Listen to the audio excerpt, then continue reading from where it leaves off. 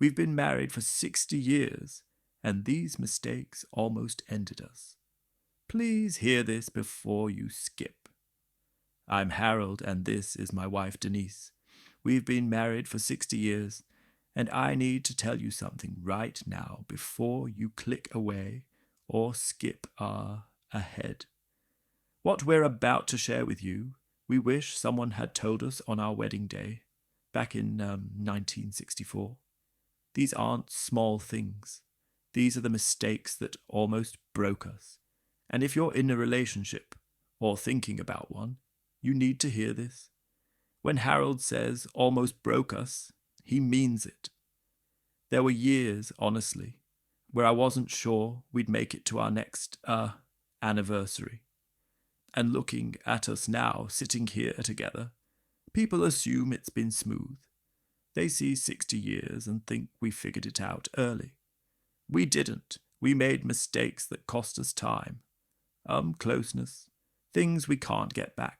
But we learned. And that's why we're here. Mistake number 1. Keeping score of who does more. For the first 15 years of our marriage, I kept a mental list. I took out the trash. I mowed the lawn. I fixed things around the house. And every time Denise asked me to help with something else, I'd think, what about everything I already do? I never said it out loud, not directly, but she felt it. The resentment was there sitting between us like a wall, and I kept my own list. I cooked every single meal. I raised our 3 kids, managed their schedules, stayed up with them when they were sick. I cleaned, I organized, I remembered every birthday and anniversary for both our families.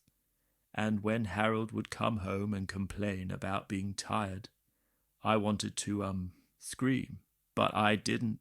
I just added it to my list. My list of all the ways I was doing more, caring more, trying more. It poisoned us because marriage isn't a transaction. It's not about making sure everything's 50-50 down. To the last dishwashed or diaper are changed. Some seasons, one person carries more. When I had that injury back in 1983 and couldn't work for 4 months, Denise carried everything. She worked double shifts as a nurse, came home, took care of me, took care of the kids. I couldn't keep score then. And when she went through her own health struggles years later, I did the same. But we wasted so many years before that, measuring, comparing, building resentment over who sacrificed more. The shift came when our oldest daughter said something to me. She was maybe 30 at the time, having her own marriage troubles, and she said, "Mom, do you and Dad even like each other?" That hit me so hard because we loved each other. I truly believe we always did. But had we become so focused on unfairness that we'd forgotten to be a team? I stopped counting after that. Not overnight, but gradually. And Harold did too. Mistake number 2, thinking you can change each other. Denise is a planner, always has been. She makes lists. She schedules everything she needs to know what's happening 3 weeks from now. I'm not like that.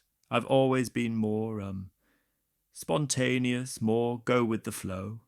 And for years, decades really, we fought about this. She'd get frustrated that I wouldn't commit to plans, and and he'd say things like, "Why can't you just loosen up?" We were trying to turn each other into different people, and it doesn't work. It just makes both people feel inadequate and misunderstood. What finally changed was accepting that Denise's planning isn't a flaw. It's how she moves through the world. It gives her security. And my spontaneity isn't irresponsibility.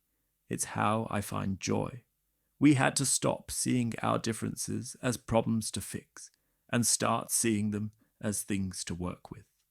Now Denise plans our big trips, handles our finances, keeps our calendar, and I surprise her with small, spontaneous things, little day trips, unexpected flowers, moments she didn't plan for. We complement each other instead of fighting each other. Mistake number 3, not saying the difficult things until you explode. I am guilty of this one. So guilty, I would let things build up, small annoyances, small hurts, and I wouldn't say anything because I didn't want to start a fight. I'd think it's not worth it. Just let it go. But you can't let everything go. It doesn't actually go anywhere. It just piles up inside you until something tiny sets you off. And suddenly you're screaming about something that happened 6 months ago. I remember one time, must have been in the early 2000s, Denise completely lost it because I forgot to pick up milk, just milk.